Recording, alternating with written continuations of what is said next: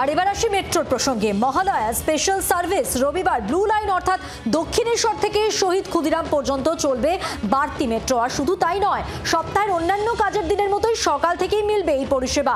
দিনের শেষ মেট্রোর সময় অবশ্য অপরিবর্তিতই থাকছে।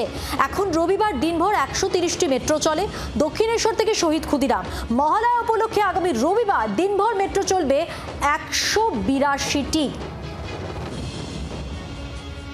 বীরেন্দ্রকৃষ্ণ ভদ্র, পঙ্কজ কুমার মল্লিক এবং বাণী কুমারের মহিষাসুর মর্দিনী অনুষ্ঠান আকাশবাণীতে শেষ হয়ে যাওয়ার সঙ্গে সঙ্গে তর্পণের উদ্দেশ্যে বেরিয়ে পড়বেন কলকাতার মানুষ।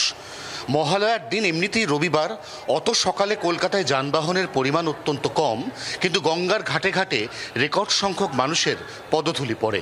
ঠিক সেই কারণেই মেট্রো কর্তৃপক্ষ একটি বিশেষ মেট্রো চালানোর সিদ্ধান্ত নিয়েছেন, যে মেট্রোগুলি একযোগে সকাল 6:50 থেকে 55-র মধ্যে ছাড়বে বিভিন্ন প্রান্তিক স্টেশন থেকে।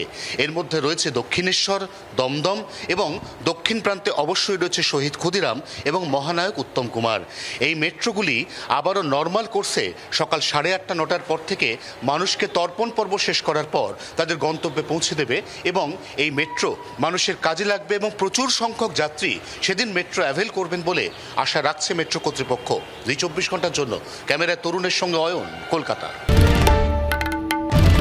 বাংলার আওয়াজ, বাঙালির আবেগ, জি 24 ঘন্টা।